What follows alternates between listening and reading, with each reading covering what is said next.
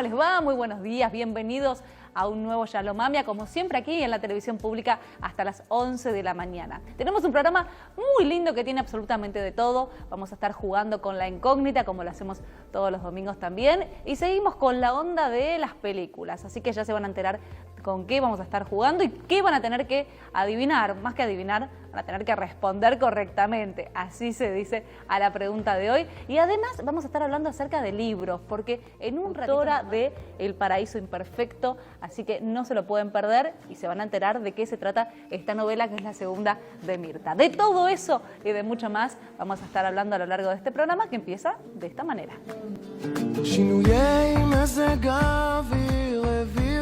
לחשוב שמלבדם אני עצוב גם בגללך ליד הבית שהיה ביתי סללו רחוב אני יודע משהו פה משתנה הנה הענן דומה לעוד עננים שכבר חלפו ובכל זאת טוב אני רואה צורות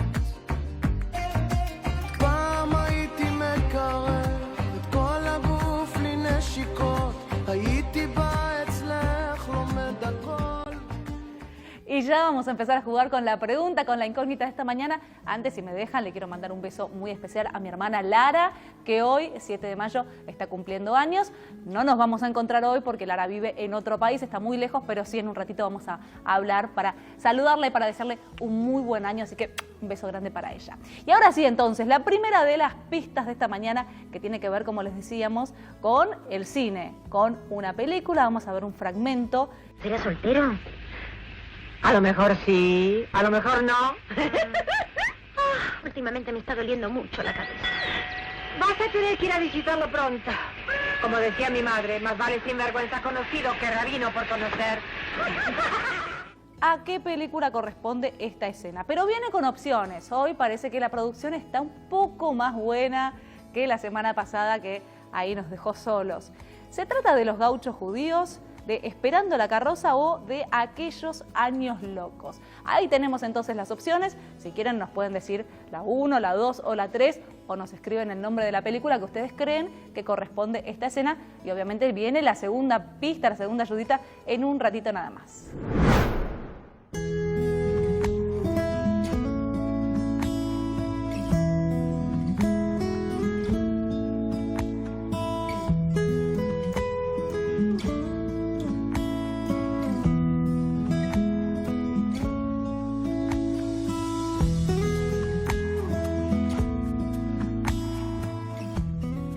Y esta mañana tenemos el gusto, el placer de contar con la presencia de Mirta Altmark. Ella es escritora, entre otras cosas. ¿Cómo estás, Mirta? Buenos días. Muy bien, muchas gracias por invitarme.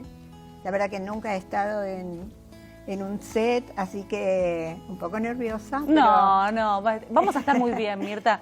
Muy contenta de bueno, estar acá. Y escritora nos trae y nos presenta El Paraíso Imperfecto, que está, pero recién publicado hace menos de un mes, Mirta. Y además es autora de este libro que se llama Del piano a la tabla de planchar, memorias de una atípica madre judía. Este fue tu primer libro publicado, Sí. me decías hace 4 años más o menos. Y El Paraíso Imperfecto, que tiene menos de un mes, en abril salió. Sí, el 19.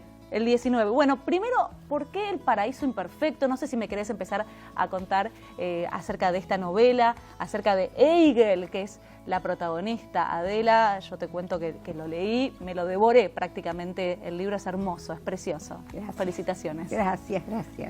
Bueno, un poco entonces, ¿cómo surge esta novela? ¿Está Eigel en la familia? Sí, esta novela está basada especialmente en mi abuela, Eigel. Esta historia estuvo siempre en mi cabeza para escribir, porque yo adoraba a esta mujer que había venido, no sabía mucho de ella porque nunca contó su historia, en realidad siempre la mantuvo muy secreta, pero lo que sí yo sabía es que ella había venido aquí a sus 15 años, sola, en el barco con una pistola en su bota.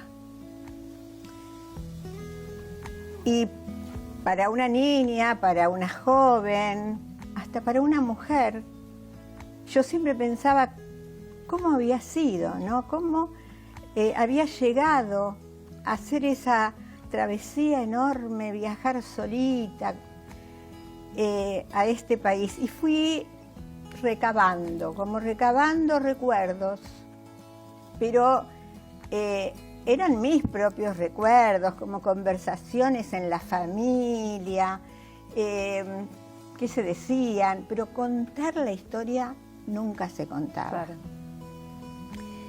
Entonces, siempre tuve ganas de que se supiera, ¿no? De que no solamente la familia, que sea una historia que se pudiera divulgar, escrita.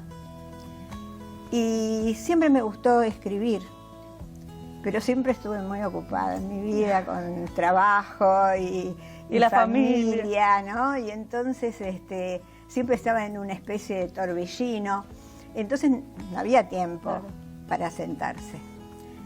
Cuando llegó el momento de jubilarme, lo sufrí mucho. Acá te voy a interrumpir porque cuando vos decís trabajo, has tenido un recorrido muy interesante, porque lo contás también acá en tu biografía. Bueno, te recibiste de obstétrica. O sea, partera. Sí. Trabajaste en el Colegio Viale como directora administrativa, en el Templo de Paso también, ¿no? También. Bueno, y llegamos al punto en que encontramos el tiempo cuando te jubilás, y ahí te das cuenta que siempre estaba esta historia que querías contar. Sí. Ahora cuando vos decís todas esas cosas que hice, y vamos a hablar es narradora oral también. En este momento, ya hace unos años también, junto con la escritura, me apareció una pasión, que es la de la narradora oral, que no está disociado con esto, también con las ganas de llegar a la gente también que tiene poca visión, poco poder de leer, y escuchar un cuento, narrar un cuento, interpretarlo, sentirlo, llega de una manera increíble. Sí, y qué lindo porque decís la pasión, tengo la pasión. Sí, yo tengo pasión por todo lo que hago. En general soy una apasionada. Así que bueno, todo eso me llevó a ir cambiando. Y como te decía, cuando me jubilé, que dije, bueno, este es mi momento, ¿no? Dejar lo que uno recordaba con mucho placer, porque mis trabajos fueron con mucho placer. Comencé a escribir, y aunque primero tuve esta idea en mi cabeza, sabía que necesitaba tiempo para que madure, que yo pudiera tener la pericia de escribir. E hice primero el del piano a la tabla de planchar, porque esa era una historia que yo quería contarle sí a mi familia, sí a mis hijos, porque esa es la historia de mi mamá, que falleció muy joven, que nadie la conoció, o sea, mis hijos no la conocieron, mucha gente no la llegó a conocer, y sí había dejado una impronta muy importante, porque tenía muchas agallas, era una mujer de mucha fortaleza, y a la cual yo recordaba. Entonces lo que yo recordaba lo transcribí.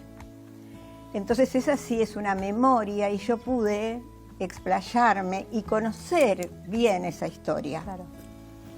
Cuando publiqué este libro, la verdad que tuve muchas satisfacciones. Y yo decía que el libro estaba angelado, ¿no? Porque llegaba a la gente de una manera muy empática, todos se sentían con cosas que les había pasado, que habían hecho en su juventud, en este momento, como hijas, como madres, y tuve muchísimas satisfacciones. Y ahí pensé que era el momento de empezar esa historia que me había quedado con ganas de escribir. Aproveché la pandemia. Claro. Bueno, y qué bien que la aprovechaste. Sí, para mí fue un tiempo feo, siniestro, pero o me agarraba el pánico o hacía algo positivo. Y bueno, gracias a que mi marido me apoyó, porque yo me encerraba y escribía horas y horas. Y me fui creando un mundo. Sí. Mirta, y escribías acerca de tu abuela, y básicamente es la historia, yo te decía, nos atraviesa, por lo menos a mí me atravesó, y yo creo que le va a atravesar a todo el que lea esta novela, porque tiene que ver con tu abuela, con 15 años, cómo llegó a la Argentina sola, y vos decías aparte con este agregado, ¿no? Con ya el comienzo, ¿no? Del relato, con esta pistola escondida en la ropa, digo, y lo que tiene que ver con la inmigración, ¿no? Y la historia, y no dejas un momento importante de la historia sin contar, sin atravesar, ¿no? En este proceso. Claro, porque ella llega, y un poco tu primera pregunta del título, cuando ella llega a la Argentina, a pesar de todo lo que pasó, ella siente que llega al paraíso. Para ella, la Argentina es el paraíso. ¿Por qué? Por el clima, porque se plantan las semillas y hay comida. Y todo lo que ellos habían sufrido, aparte de las persecuciones, era el hambre, el frío. Y acá obtiene la calidez del sol, la comida sin esfuerzo prácticamente, y la libertad. Ella cree que es libre. Después, con los diversos acontecimientos que nadie está externo de eso, ¿no? Todo lo que pasa en un país, te pasa a uno. Y todos esos acontecimientos históricos la van acompañando hasta que vuelve a ser atravesada ya en la dictadura militar. Y ahí, bueno, es como que ese paraíso no era perfecto, ¿no? Fue el paraíso imperfecto. Perfecto. Y la vamos acompañando además en esto que vos también decías, ¿no? El trabajo y este desafío de ir formando una familia en la Argentina. Lo que logra, ¿no? Sí. Lo que va logrando. Ella aprende a coser, a cortar, a bordar. Llega con su carácter hasta el Teatro Colón. Es testigo y es parte de la ópera Aída. Y ahí justamente se encuentra con el amor de su vida, un ser entrañable, donde se acompañan y donde padecen y disfrutan de su amor durante toda la vida, ¿no? Eso es básicamente, un mundo diferente, un mundo que parece ficticio, pero que no. Fue un mundo real, que es una ficción, porque la historia está ficcionada, pero que básicamente es una historia que se puede decir real. Sí, sí, la verdad. Y para saber, Mirta, por qué Adela al final de esta novela dice que fue o que se siente una mujer casi feliz, van a tener que leer El Paraíso Imperfecto. Contame, primero, ¿dónde se puede conseguir esta segunda novela tuya? Y también nos quedó pendiente el espectáculo que estabas haciendo con la narración oral. Bueno, te cuento. Comprar el libro se puede a través de mi Instagram, mirta.alt, y también se distribuye en las galerías Galerna, para quien quiere comprarlo en librerías. En cuanto a mi espectáculo de narración oral, se llama Pequeñas Grandes Historias. Es un espectáculo que hacemos con mi compañera Karina Cecconi, estamos dirigidas por Marcela Ganapol, y también en el Instagram Peque Grandes Historias pueden buscarnos, ofrecernos alguna de las actuaciones, que somos itinerantes para quien necesite un espectáculo para gente grande, gente de mediana edad. Van a ver un espectáculo muy lindo de cuentos, algunos propios y otros de autores contemporáneos. Qué lindo, así que les va a gustar mucho, mucho, porque es muy divertido y también muy emotivo, las dos cosas. Y siempre es lindo escuchar a alguien que nos narre, siempre es hermoso. No, la narración oral recién se está descubriendo, Sí. Va a dar para mucho más. Bueno, felicitaciones por El Paraíso Imperfecto y gracias por estar con nosotros esta mañana. No, gracias a ustedes por invitarme y permitirme difundir algo que amo muchísimo, que es este libro que está hecho desde mi corazón. ¿Nos acompañás un ratito más? Sí, claro. Nosotros seguimos de esta manera.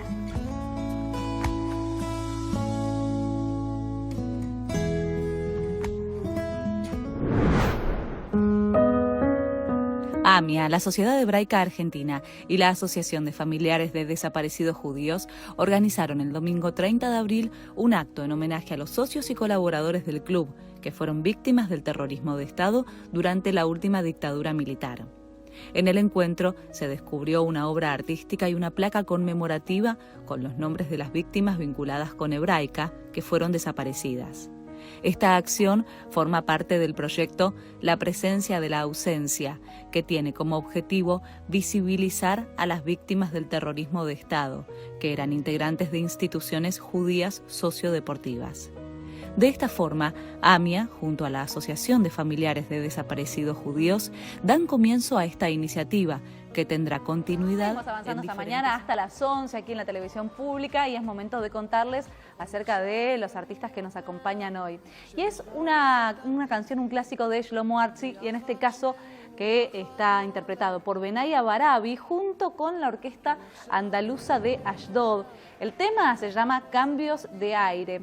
Y esta producción, esta colaboración, se da en el marco de los festejos por el 30º aniversario de la orquesta, que justamente lo que hace es tomar y reversionar clásicos israelíes, pero obviamente con este lenguaje andaluz, como para darle un nuevo aire a este clásico. Como siempre, los invitamos a que si tienen ganas de volver a escuchar y apreciar esta canción, lo pueden hacer con el link que les vamos a ofrecer al finalizar el programa hoy en nuestras redes sociales. Y en el corte anterior estuve revisando algunos de los mensajes y vienen bien. Hay siempre alguien que necesita un poquito más de ayuda en cuanto a la pregunta, la incógnita, así que es momento de esta ayudita. Vamos a ver nuevamente un fragmento de la película. ¿Será soltero? A lo mejor sí, a lo mejor no. Últimamente me está doliendo mucho la cabeza. Vas a tener que ir a visitarlo pronto. Como decía mi madre, más vale sinvergüenza conocido que rabino por conocer. Y yo les voy contando que vamos a descartar ahora una opción de las tres que les dimos al principio. ¿Se acuerdan? Era Los Gauchos Judíos, Esperando la Carroza o Aquellos Años Locos. Bueno, la escena que vimos recién no pertenece a Esperando la Carroza, así que ya quedan dos posibles películas. Bien fácil viene. Si saben la respuesta, déjenla en nuestras redes sociales. Era un día jueves. Los que fueron aseguran que fue sin dudas un día emocionante. El frío del invierno se acercaba, pero eso no impidió que se llene el teatro. Los motivos de la emoción eran dos. Primero, porque hace 100 años se había formado la AMIA. El segundo motivo, una invitada muy especial deleitó a todos con su voz. Hoy, en Historias Presentes, el día que la Negra Sosa tocó para la AMIA. El 26 de mayo de 1994, en el marco de los festejos por los 100 años de la AMIA, Mercedes Sosa desplegó su talento en el Teatro Ópera, ante la presencia de familias, invitados y embajadores. Para ese momento, el anfiteatro en el que estamos ahora, el anfiteatro de la AMIA, aún no existía. Aquella gran celebración fue empañada 23 días más tarde por el peor atentado terrorista de nuestro país.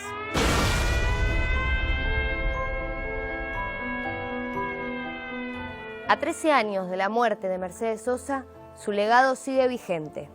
Tras recordar el atentado contra la Embajada y la AMIA, la negra dijo: «Mientras cante, cantaré por la paz, y mientras cante, la gente estará conmigo.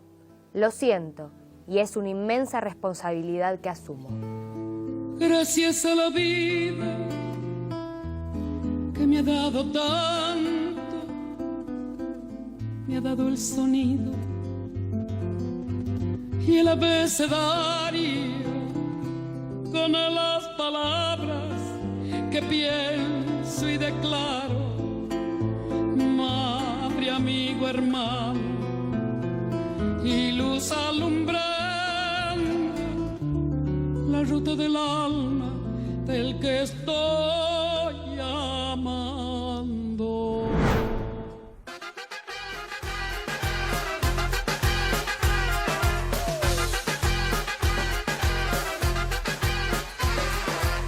ערב חדש שבתי הקר, זהו זה ולא אחרת. כיבוש צנחנים מרקה יעלים, לא לא, אין לנו ארץ אחרת. ים סוף, ים המלח, ים תיכון, ים כנרת. פיסות יומה לשבת שבאה וחוזרת. רק בחגים אוסף של כוורת. עוד מונדיאל אבל בלי הנבחרת. Boker Tov, amigas y amigos, bienvenidos a la cocina de Shalom Amia. Hoy quiero compartir con ustedes la receta de los caques, esas roscas orientales que trajeron nuestros hermanos de Siria, del Líbano. Hay distintas recetas para esta misma preparación. El nombre caques viene de la antigüedad del idioma arameo, que ka'aj quiere decir rosca.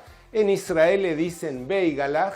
Acá se conoce la versión salada, generalmente es con anís. Antiguamente la hacían con mahleb, un condimento que usaban nuestros hermanos en Alepo, en Haleb, pero la versión de hoy en día es con anís, se puede hacer con comino. En Israel hay sin sabor, hay también caques dulces. Es muy fácil de hacer, esta receta es exacta y fantástica. Miren, hay versiones, como les comenté, que no llevan levadura, que esta sí lleva.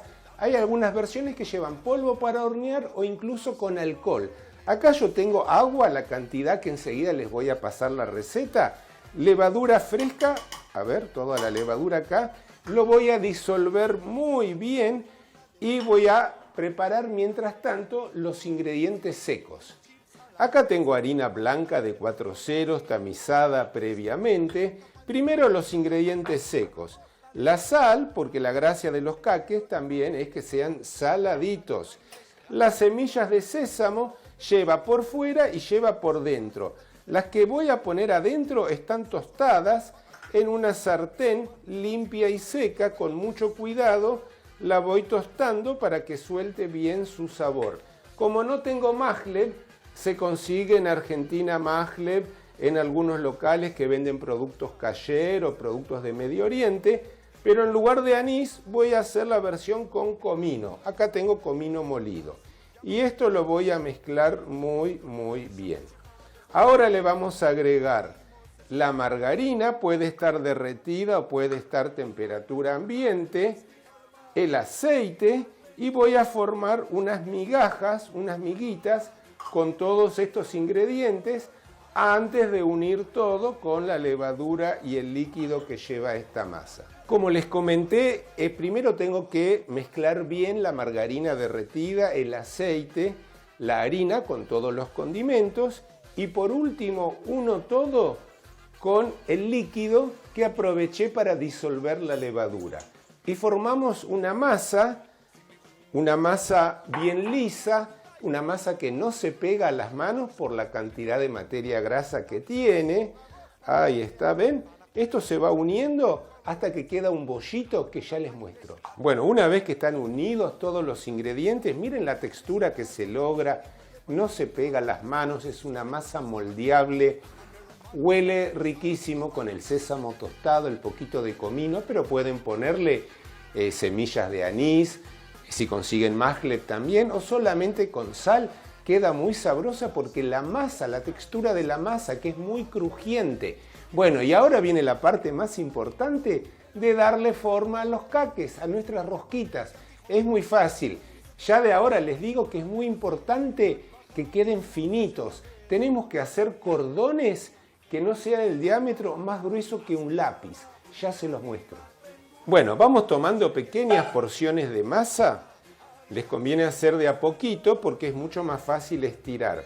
Sobre la mesada limpia y seca, con las manos abiertas, vamos formando cordones finitos. Tengan en cuenta que esta masa tiene levadura. La pueden dejar levar o no.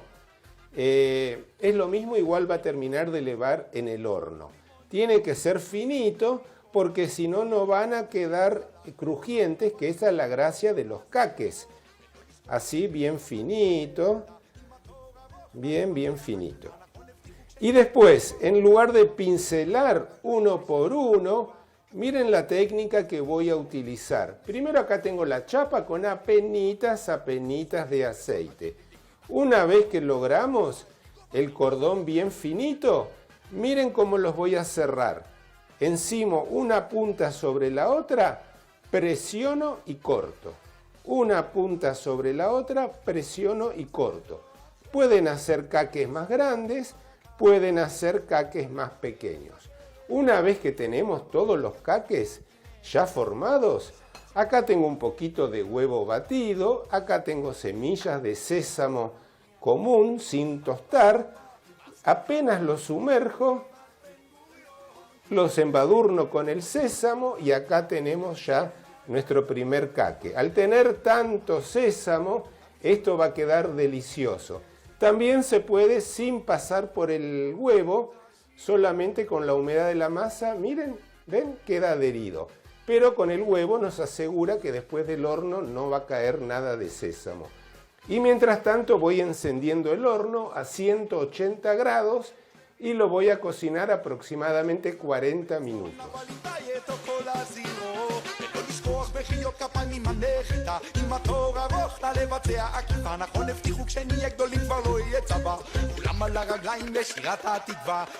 Miren qué bueno que se ven acá los caques ya horneados, bien crujientes, doraditos con el sésamo crudo que también se va tostando. Con la receta que les voy a dar ahora enseguida, les sale aproximadamente 1 kilo de caques. Son muy sabrosos, más económicos que los comprados. Y hay una frase típica de nuestros hermanos que vinieron de Siria y de Líbano. 1 té, 2 azúcar y 3 caques. Esto es ideal para acompañarlo con el mate, con un café, con un té. Ya les paso la receta.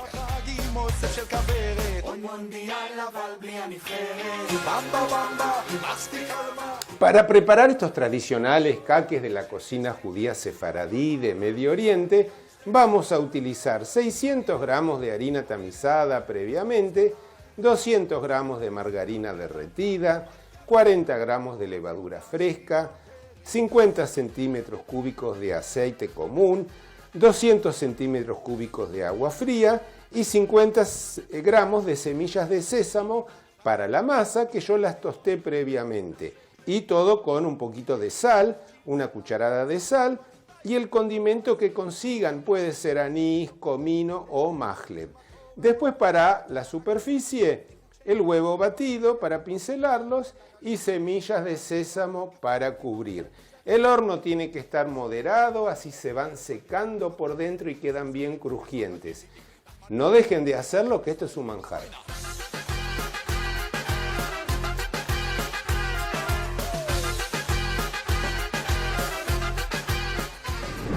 Muchísimas gracias por todos los mensajes que nos están dejando. Algunos que siguen haciendo referencia a la nueva apertura del programa. Bueno, nos alegra que les guste. Lo hicimos con mucho amor, con mucho cariño. Así que qué alegría recibir y leer todos los mensajes de ustedes, como por ejemplo el de Mirta Tisler, que por Facebook nos felicita por el programa. Un beso para Mirta.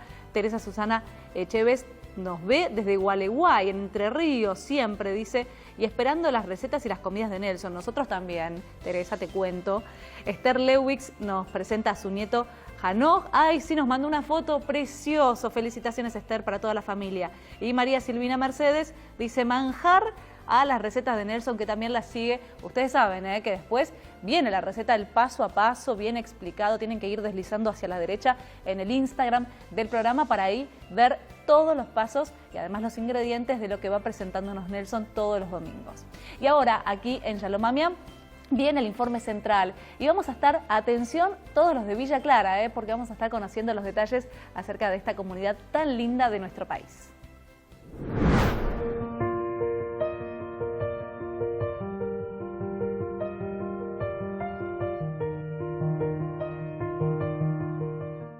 La provincia de Entre Ríos posee el mayor número de colonias judías en nuestro país. A fines del siglo XIX y comienzos del siglo XX, miles de inmigrantes judíos dejaron atrás la persecución y el miedo para dar paso a la esperanza en una tierra que prometía libertad y trabajo. Una de estas colonias es Villa Clara, municipio del departamento Villaguay, ubicada a 169 kilómetros de la capital entrerriana. Soy Lidia Apter de Mendelevich, presidente de la Keilah de Villa Clara. En este momento somos pocas familias que tratamos de seguir adelante con las tradiciones y con lo que nos trajeron nuestros abuelos. Este es nuestro templo, el Beit Knesset, Beit Yaakov, que nos llena de orgullo. También está funcionando la escuela hebrea y un taller de cocina a la que denominamos Aletame, y comparten los buenos momentos con nosotros. Quisiera que siempre sea así. Gracias.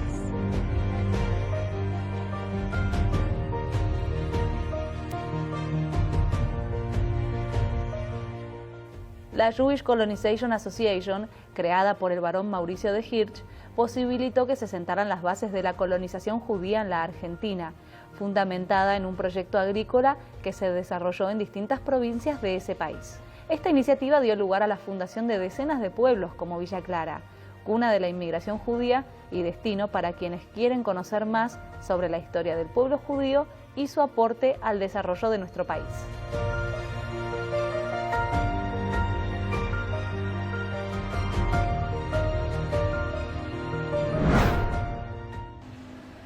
Ya llegamos para conocer todo acerca de la fecha del Lag BaOmer y la mística judía.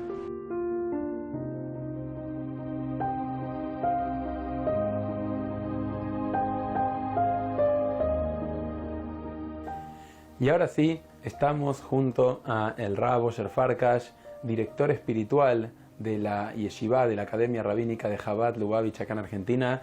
Rab, muchísimas gracias por recibirnos previo a una fecha tan particular y especial del calendario judío. Lag BaOmer. Así es, Lag BaOmer, el día 33 de la cuenta del Omer. Rab, ¿qué es Lag BaOmer? Bueno, Lag BaOmer es, la traducción literal es 33 días del Omer. Son los días donde de Pesach a Shavuot hay 49 días. Y la Torah dice que hay que contar estos días. Son 49 días que contamos y esperando llegar al día del Shavuot, el día de la entrega de la Torah. En particular, el día 33 del Omer, Lag, Lamed Gimel, que es en letras hebreas suma 33, el día 33 del Omer es un día muy especial por dos motivos. Motivo número uno, que dicen nuestros sabios, que hubo en la época, digamos hace casi 2000 años atrás, hubo una pandemia fuerte en Israel y murieron de los grandes sabios como 24.000 alumnos del famoso sabio Rabbi Akiva. Rabbi Akiva, conocido como uno de los sabios más importantes de la historia, y la mayoría de sus alumnos fallecieron y el día que paró esa pandemia fue ese día, 33 del Omer. Entonces se marca como un día donde se terminó digamos, lo negativo ese que hubo en el mundo, que generó tanto destrucción, tanto mal. Entonces eso muestra que hay algo positivo, hay algo bueno en ese día, por un lado. Por otro lado, uno de los alumnos de Rabbi Akiva, los discípulos, que vino más adelante de esa historia más tarde, es Rabbi Shimon Bar Yochai. Rabbi Shimon Bar Yochai se considera un discípulo de los más fuertes de Rabbi Akiva. Como dice el Talmud, que él con 5 personas más, 5 discípulos de Rabbi Akiva, salvaron la Torá oral, reconstruyeron después de ese vacío que quedó después de esa pandemia que ocurrió y murieron tantos sabios. Había 5 personas con Rabbi Akiva que volvieron a revivir la Torá. Rabbi Shimon era uno de los más centrales de ellos. Rabbi Shimon Bar Yochai falleció unos años más tarde en ese mismo día, el día Lag BaOmer. Lo que se destaca a Rabbi Shimon Bar Yochai en especial es que en el mismo tiempo que él era uno de los sabios de la Halajá, de la Mishnah, como discípulo de Rabbi Akiva, y ellos reconstruyeron la Torá oral y todo lo que tiene que ver con la parte halágica de la Torá, él se destacó en toda la parte mística. Él vivía en Galil, en la zona de Tzfat, y ahí en Galil él tenía un pequeño grupo, muy poca gente, que en forma secreta él reveló la parte más oculta, secreta, profunda de la Torá, que hasta ese entonces estaba prohibida transmitirla. Por ser algo tan especial y tan espiritual y tan sagrado, era algo que era prohibido transmitirla. Era solamente una persona en cada generación que lo mantuvieron en secreto, de secreto, como cosas que el mundo no estaba preparado para esa parte de esa mística de la Torá. Rabbi Shimon Bar Yochai fue el primero que tuvo ese mérito de poder saberla y también transmitirlo a un grupo muy cerrado de sabios en esta zona del Galil y Tzfat. El día Lag BaOmer, ese día, 33 del Omer, fue 18 de Iyar en el calendario hebreo, fue el día de su fallecimiento, y el Zohar cuenta de una manera maravillosa cómo fue ese momento. ¿El Zohar sería? El Zohar es el libro de Rabbi Shimon. ¿Sí? Ese es el libro que ahí están todas sus enseñanzas. Él mismo no escribió. Su discípulo, Rabbi Shimon, tenía su pequeño grupo. Uno de los discípulos de Rabbi Shimon se llamaba Rabbi Abba, fue el que escribió sus enseñanzas. Y de eso se hizo el libro Zohar. Ahí está todo ese secreto maravilloso de la Torá. Y en el último día de su vida, que generalmente es un día triste, es un día de fallecimiento, el cuerpo, el alma se va, es un día... Él lo tuvo como un día de fiesta. El Zohar dice, Rabbi Shimon llamó a sus discípulos y les dijo, yo quiero que este día sea como un día de casamiento. Hilula es una palabra aramea que significa un casamiento. Para mí ese día es un día de casamiento. Mi alma está llegando a su conexión más profunda con Dios, y ese día para mí es una fiesta. Y les voy a contar secretos que nunca en mi vida les conté. Eso pasó en ese día, que él reveló secretos muy profundos que están todos escritos en el Zohar, y en ese día falleció. Y él pidió que ese día sea un día de alegría. Por eso mismo, a pesar que generalmente un aniversario de fallecimiento no es un día alegre, pero por su pedido, que él pidió que ese día quiere que sea un día de alegría, un día que se festeja la revelación de la mística de la Torá. En otras palabras, para decirlo en palabras sencillas, y así está explicado en los libros, Lag BaOmer se considera un día parecido a la entrega de la Torá en su momento con Moshe Rabbeinu, que él entregó la Torá revelada, que son los 10 mandamientos, Shavuot, que en poco tiempo lo vamos a festejar. Lag BaOmer se considera el día de la entrega de la mística de la Torá. Ese día fue el día que en este mundo, nuestro mundo, se reveló un poco de ese secreto, y después, más adelante, vinieron los sabios de la Kabbalah, que cada vez explicaron más, revelaron más, hasta nuestros días. Por eso el día del Lag BaOmer hoy en día se festeja en todo el mundo de una manera muy interesante. Mucha alegría, mucha fiesta. En pocas palabras, Rab, ¿cómo podemos hacer para entender o conectarnos, aprender y qué tiene práctico la mística judía? Bueno, el tema es así. La Kabbalah, que es la mística judía, como dijimos, tenía un camino muy largo. Por ser algo tan especial, siempre lo cuidaban de una manera muy especial por el miedo que si no lo van a poder interpretar bien, a veces son temas tan delicados y tan profundas.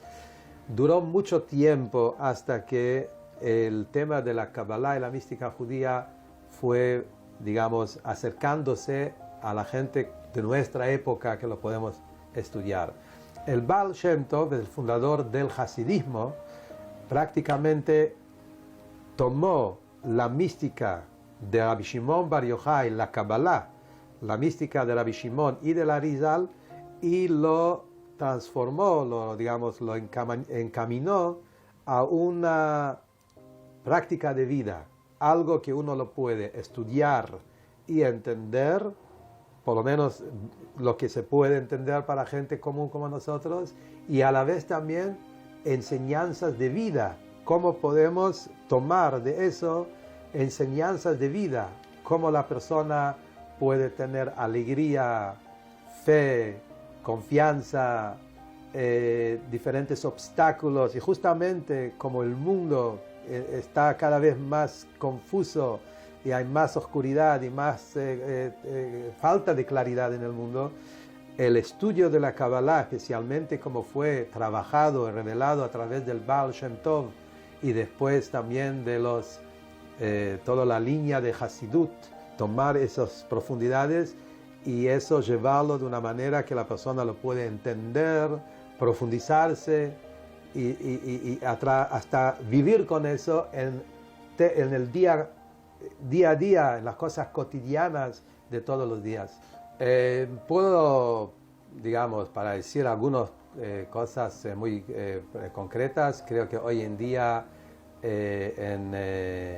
si vos entras a internet, a YouTube, pones la palabra Hasidut o la palabra Chabad, te va a figurar un océano. Hablar, digamos, para los que habla hispana, yo diría, está uno de los webs más grandes, importantes, que hablan y explican y difundan, es el Chabad.org. Por otro lado, hay un app que hicieron últimamente, un app muy especial, que se llama Hasid App, ese es el nombre. Hasid App es un app especial dedicado a toda la mística de Kabbalah y Hasidut, con muchos rabinos habla hispana, donde ahí se transmiten esas enseñanzas de una manera muy interesante, explicada al idioma que la gente puede entender. Diferentes niveles ahí también hay, y creo que sugiero que uno vaya buscando o por YouTube o por los canales de Spotify, todos los lados vas a encontrar la manera y se puede aprender mucho y vale la pena. Mensaje final para cerrar en este día previo al Lag BaOmer que quiera dejarnos. Bueno, si tengo que decir una palabra, es interesante la alegría de ese día, que Rabbi Shimon pidió alegría. Creo que eso es uno de los puntos centrales, que el servicio de Hashem con alegría y con amor es una de las cosas que justamente en la parte mística de la Torah se destaca con mucho más claridad, que el servir a Dios y el cumplimiento del estudio de la Torá y los preceptos viene de un lugar de mucha alegría, amor y vitalidad, y eso es uno de los puntos principales que Rabbi Shimon Bar Yochai y Lag BaOmer nos ayuda a implementar en nuestra vida. Rab, muchísimas gracias por estar hoy domingo a la mañana con nosotros en Shalom Amia. Kol Tuv, todo lo mejor. Y vamos a viajar, y en este caso me dicen que me tengo que preparar y vestir como si estuviese en la nieve, porque nos vamos a Israel, al Monte Hermón.